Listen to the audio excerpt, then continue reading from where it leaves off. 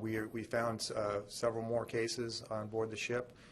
We are in the process now of testing 100% of the crew of that ship to ensure that that we're able to contain whatever spread might have occurred there on the ship. And but I also want to emphasize that the ship is operationally capable and can do its mission if required to do so. So the ship is pulling into Guam. It will be pierside. No one on the crew will be allowed to leave anywhere into Guam other than on pierside. And we are already starting the process of testing 100% of the crew to ensure that we've got that contained. The sailors who have been flown off the ship are currently doing fine. None of them have been required to be hospitalized because their symptoms are very mild. Their aches and pains and those types of things, sore throats, but nothing that required hospitalization. So they're in quarantine now on Guam. With respect to the Marine Corps, as of today, we have 44 positive tests for COVID-19 within the Marine Corps, 31 military, 5 civilian, 5 dependents, and 3 contractors. We are continuing to take actions across the force to prevent the spread of the disease, contain any potential outbreaks, and recover the force as quickly as possible. We're doing all this across our integrated naval force in partnership with the Joint Force and our whole-of-government approach. We continue to provide quarantine support at Marine Corps Air Station Miramar for American citizens returning from home from areas impacted by the virus. We provided commanders and supervisors guidance to help personnel and families impacted by official travel restrictions and delays. The supplemental guidance will help commanders identify personnel policies, pay, benefits, and flexibilities to help minimize the risk to Marines, respond to evolving situations, and to ensure the readiness of the force. This guidance covers topics such as alternative places of duty, telework, leave and liberty, along with subsistence, housing, family separation, temporary living, and restriction of movement allowances. General Berger recently published a white letter to all commanders and senior enlisted leaders describing our expectation of commanders and giving them the leeway to make decisions to preserve the force. And I'll obviously give him some time to talk about that if you'd like to hear more about that.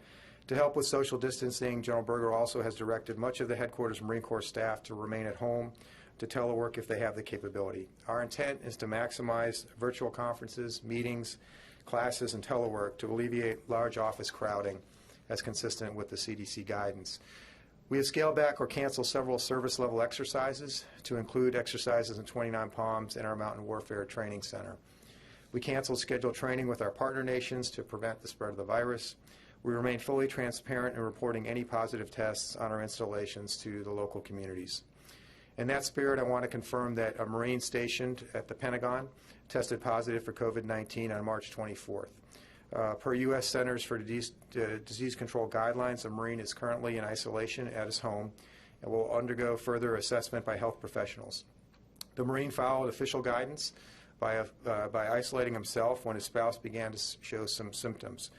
Once he became ill, he contacted his assigned medical facility.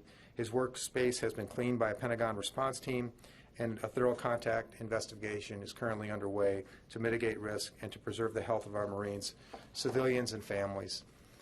The Marine was last inside the Pentagon on March 13th. 2 individuals were advised to self-isolate due to close contact with this individual in the Pentagon, and both those individuals are currently asymptomatic. Effective immediately, naval recruiters will temporarily transition to prospecting via digital and telephone means only. Marine recruiters will not be meeting in person with prospects or with applicants.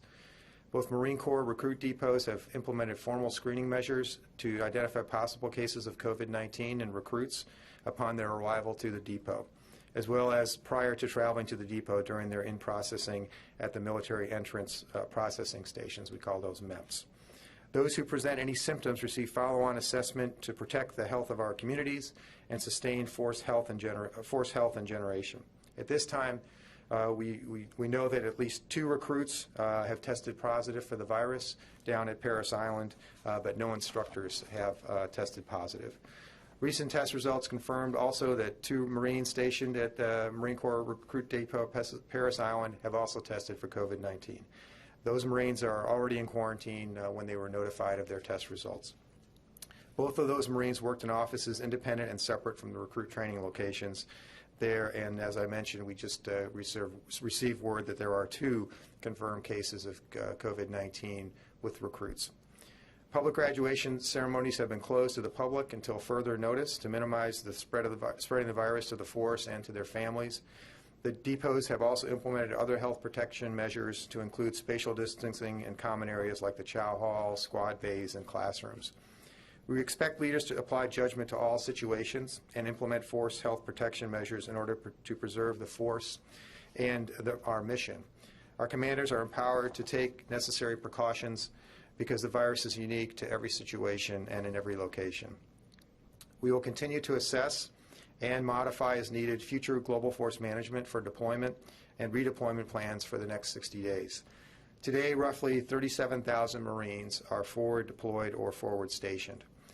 Those preparing for deployment continue to do so while taking measures to prevent the spread of COVID-19. The Marine Corps and our entire integrated naval force remains committed to mission readiness during this COVID-19 pandemic. We stand ready to answer the nation's call while also preserving the force in our communities and, of course, our families. Thank you. We look forward to your questions. So we'll start on the phone. Bob Burns, Associated Press. Yes, thank you. Can you hear me? Yes, we hear you. Go ahead, Bob.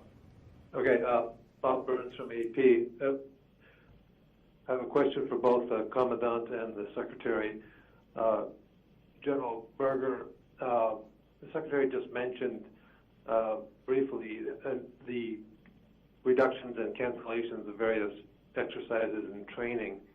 I'm wondering if you can give a more broad assessment of the degree to which training has been impaired here. Is it like, given all the restraints, including the stop movement order from Secretary Esper yesterday, is training been reduced by, say, 50% or more? And then if I could also ask a question of the Secretary. You mentioned the 103 active duty Navy have been tested positive. I don't know precisely the comparison with the other services, but that seems to be higher than the other services, and I'm wondering whether there's an explanation for why the infection rate seems to be higher in the Navy. Thank you. Let me answer that question first, and I'll turn it over to General Berger on the other question about the training piece. I think we are trending higher. I think some data that I saw this morning showed that we are probably a third of all the active duty people that have tested positive are within the Navy and Marine Corps. I don't have a reason for that. It would be speculation for me to try to give you a reason for why that has happened. I will say that our forces are all over the world all the time. That may have something to do with it. And we also have big fleet concentration areas such as San Diego and Norfolk and other areas where we have a lot of people that are together. But that's all speculation, and we have not done the forensics yet on where these individual sailors contracted the disease, and until we know that, it would be irresponsible for me to say why we think this is happening. General Berger. Yeah, as far as training, I think I don't know if 50%. I don't know the exact percentage. We haven't calculated it. I would say though that, as the Secretary mentioned, the unique part about the Navy Marine Corps team is this is your force in readiness that has to be ready to respond to a problem around the world, and we've never been given advance notice when that'll happen, so we have to be ready all the time. So the commanders, the guidance to them is pretty clear. Our force has to be ready to respond when we're given the direction to do so. So you need to conduct the training that's necessary to maintain your readiness. Now, they have changed the way that they're training to a large degree, where there's not large bodies in a close, confined space. They've spread it out, and they've curtailed some training that was nice to do, good to do, but not absolutely necessary for their mission essential tasks. So they've tailored it, but I think you expect your Marine Corps and your Navy to be ready to go when called to do so, and that's what their that's what their responsibility is.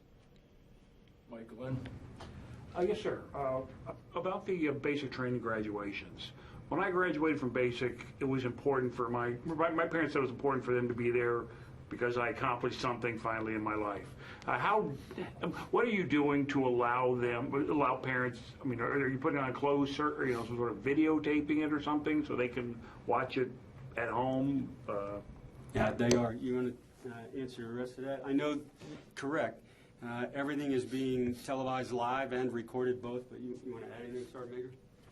I've had a couple of tours in the depot as a drill instructor, so I understand how important that those events are for the families and for the recruits, new Marines that are getting ready to graduate. So this is a unique time. We're trying to find a unique answer to be able to provide that same sort of experience. It's not going to be the same as sitting at the bleachers on a graduation. There's just no way to replicate that.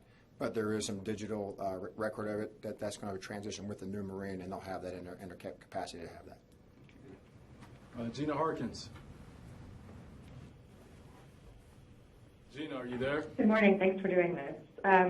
So as you know, some of the other services, the Navy in particular, have taken some aggressive measures to keep troops from gathering in groups. They're delaying fitness testing, promotion selection boards, relaxing grooming standards. Is the Marine Corps moving out on any of those policies, and if not, why not? I won't address each one individually, but where they make sense, yes. Things like grooming standards, barber shops in one area may be open and in another base they may be closed. So we very much trust the leaders to make those calls, and we've given them the latitude to waive requirements where it's not practical to meet them.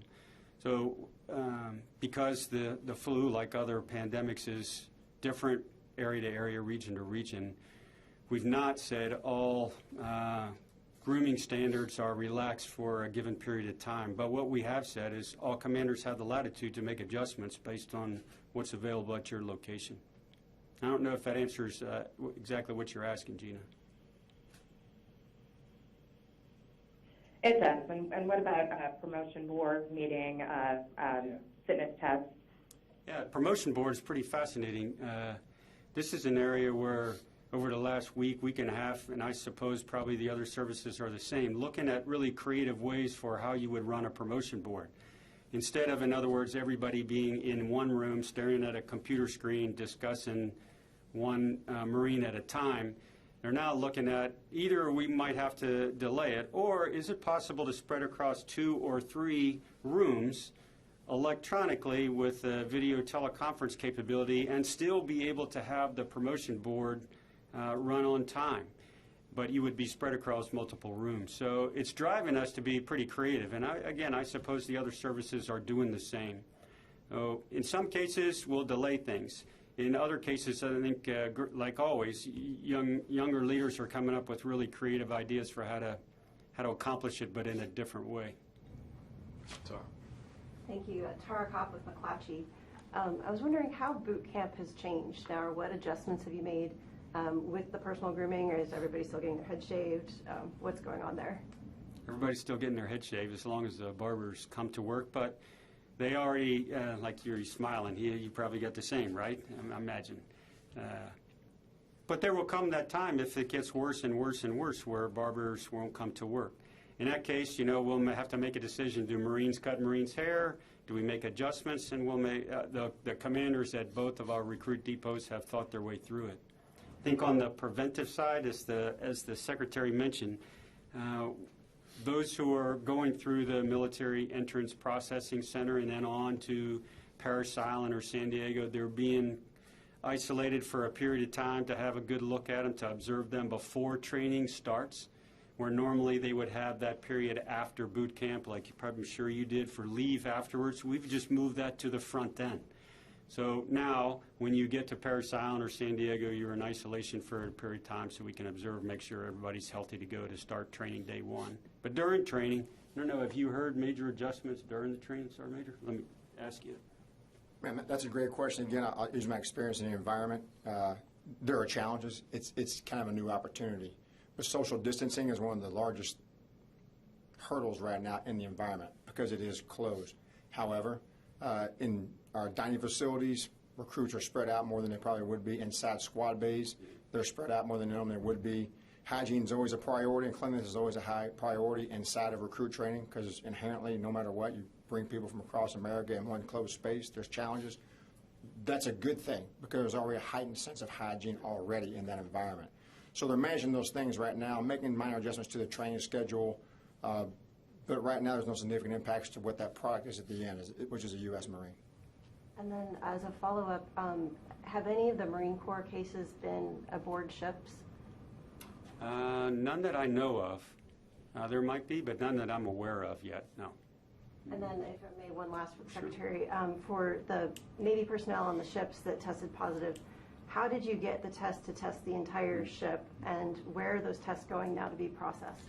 So on the carriers, on the large deck ships, we have the capability to test them in a lab there on the ship. So that's sort of our limiting factor right now. They can process through a certain number a day. And so we are looking at ways now to not only test, maximize that capacity on the ship to test, but also to send some of those swab tests out to some of the other DoD labs for testing. Sean Snow. Sean, are you there? General Berger, thank you for doing this. I was wondering if you could address this idea that there's a general sense that the Marine Corps is not being a responsible stakeholder. Pictures are still flowing in of large-scale mass formations. Rifle ranges are still ongoing. Exercises are still kicking off. As far as I know, 3-1 still has a large-scale ITX slated at 29 Palms in April. And barbershops on Marine bases are still open in states with stay-at-home orders. How much readiness is impacted by the Corps just simply staying put for a couple months or altering its training to use more virtual trainers or academic classes? Thank you. I think if the pictures look different to you, Sean, that if they look unique, it's probably because it's true. The Marine Corps is unique.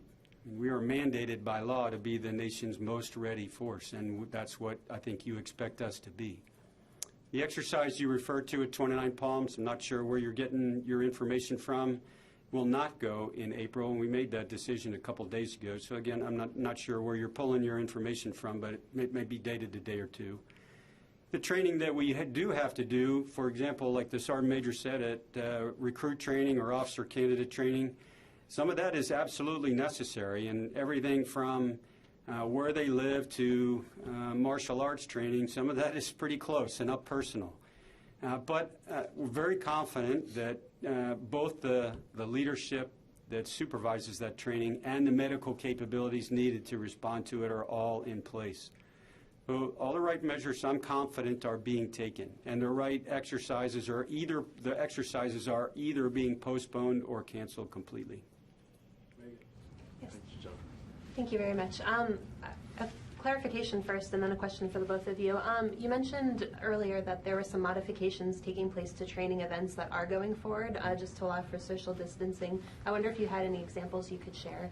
And then for the both of you, I know that the Marine Corps is obviously going through some major efforts right now with the Integrated Naval FSA, as well as the Force Design 2030 effort. And I wonder how those are being impacted, whether it's, an inability to do wargaming and simulation efforts, or just, challenges with budgeting folks teleworking, just any impacts that you might be seeing? I think in terms of training, I'm trying to think of a good kind of a visual example where you could picture it in your mind, but I would say on something like a pistol range where all of us might be this close to each other lined up on a pistol range on a detail, they'll spread them out now just like we are in this room and maybe run more relays than they would normally run to keep a spread between Marines where they can. And if it's a live fire exercise, okay, you can only do so much to moderate social distancing when you're moving down range. So each type of training, commanders taking the measures they can that make sense, but also making sure that their units are trained and ready to go. The second part of your question on force design, and I'll turn it over to the Secretary, but no impact to that. We're not going to spend time talking about it today, but the quick answer is no impact to that planning that I know of. It's just a little harder to do electronically and it's distributed, but not stopped, I don't think. Yeah, as you know, Megan, that's a good question. We've been pretty aggressive at trying to look at this over the last several months. And the Deputy Secretary is now leading an effort to look at the overall force structure, which we are participating in, obviously, as well as the new carrier study that I launched a couple weeks ago, as well as sort of looking at our 355-plus plan and how we're going to do all that. All that work is continuing, and actually a lot of that work sort of lends itself to not having to be in the same place. So I think that's fine. The bigger concerns I have is at the budget development process, because as you know, we do that well in advance. And I think we're still trying to get our arms around what are the impacts of this virus going to be in terms of readiness that we're going to have to make up. So I think that's the only thing. But, we're working this all in real time, and no one's stopped. Okay. I know all those efforts require, heavy modeling and simulation efforts with some of the computer labs that are set up at DoD facilities. Can that still take place now? Well, that's going to be the bigger part of the challenge, I think. We're integrating with the War College on this as well. They're basically have all gone virtual right now, so we're going to have to think through how we do all that. Okay, thank you. Politico. Politico, Laura, are you there? Hi, sorry, can you hear me? Yes. Okay, great. Thanks for doing this. I was wondering if you could tell me that the Secretary earlier this morning in an interview, Reuters was saying that the Pentagon's going to stop providing such granular information on the coronavirus. I'm just wondering how this applies to the Navy. Are you still going to be giving us updates on the number of people who are getting tested on the ships as you've currently been doing, and how many cases you've been having on the ships and in these hotspots? Well, I think we're trying to be as responsive and transparent as possible on this. I think it's important that people understand where we are, how it's impacting us, but we have to balance that against operational concerns as well as privacy concerns. So we're trying to develop the balance on that. It had been our policy not to really discuss what ships were impacted, but obviously the information about the TR came out, and we felt it was responsible for us to come out and give you all the straight story about what's happening there. We will follow the direction of the Secretary of Defense in terms of this, but from our perspective, from my perspective, being as transparent as possible is probably the best path. Secretary Modly, if I could follow up on what you said about tests on ships being available and labs on ship. I thought that we were told 24 hours ago that there weren't labs on ships, that they had to do the testing, the swab testing, and fly those off to labs on land. Has that changed? And do you have the ability now on all ships to not only test, you have enough swab kits, but you also can put them through labs on board the ships? So Jennifer, I think this is just... Sure, yes. Yes, sir. Thank you for the question. Yeah, no, we do fly them off, and they go en masse. We're working with industry really to answer that question. We would like a point-of-care testing, as you know, as well as our civilian counterparts, but we're just not there yet. What we can do is do surveillance testing. So we do it across the ship, so we know that. As you guys know, force health protection is not new to us. The coronavirus is a novel virus. Viruses are not novel to the Navy and the Marine Corps. We do this every day. That's the reason that we're being responsive to it. Thank you. But just to follow up, when you say that you're going to test all 5,000 people on board the Roosevelt, those will be swab tests or surveillance testing? It's going to be let me answer this one, because I just had a call with our medical people on this. It's going to be a combination of whatever we have available for us to do that. And my understanding, we'll have to get you a more precise answer to that question. I know the small ships don't have the ability to test on board. But it's my understanding that on the larger ships, we do have the ability to do some limited testing on board. But limited. So are you short of test swabs on board something like the TR Roosevelt? TR has approximately 800 kits on board. We're flying more on there today as we speak. So they will have more brought in to help solve this problem. And General Berger, just in terms of the barber shops being open, you're still bringing barbers from outside the bases from civilian community into the Marine bases to cut hair, and is that really a good idea? It varies base to base, as the last week has shown, where they've gone from health protection condition A to B to C, now countrywide in C. It has varied base to base. Is it a good idea? We keep the commissaries open, keep the exchanges open, keep as many functions as we can to support the families.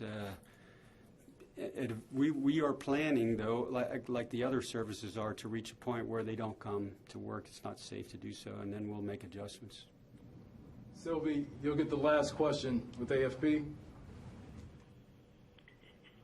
Hello, thank you. This is Sylvie Lantom from AFP. I understand this is a question for the Secretary. I understand the Mercy is scheduled to arrive in Los Angeles on Friday. What about the Comfort? Where do you expect it to arrive in New York? Well, thanks for the question. We've accelerated the plan for Comfort. We had originally been looking at April 3rd, but in all likelihood, she's going to be getting underway this weekend. So hopefully she'll be there in New York by the early part of next week. Monday, Tuesday? Yeah, I'd rather not give a firm date on that. But I'm actually going to be going down there to the ship either tomorrow or Saturday. So sometime after that, she'll be leaving, and it will all depend on her transit time and how well she's functioning on the route up there. But I would say within a couple days of that. If I could ask one clarification on your response on the testing aboard the Roosevelt. Mm-hmm. So, does the Roosevelt have the ability to process the tests, or are those tests being flown off? I was confused by the initial response and then the clarification. So what was explained to me this morning is that there is some limited ability to do testing on the ship itself. To not Yes. only swab, but Yes. process them? Yes. Okay. And then can you tell us how, you said several more sailors had tested positive or were being, can you give us a number, how many they were? There were 3 initial. There were 5 more that were flown off the ship or in the process of being flown off the ship. And then there are several others that are in isolation right now. But as I said, the ship is going to be pulling into Guam, and then they're going to figure out from there who needs to come off, who can stay on, looking at the level of symptoms and things like that. Guam was where the initial sailors were sent, because I know y'all were a little sort of hesitant about saying initially where they went, but it was actually Guam, right? That's where the ship is going. So yes. Ladies and gentlemen, thank you very much. Thank you. Thanks.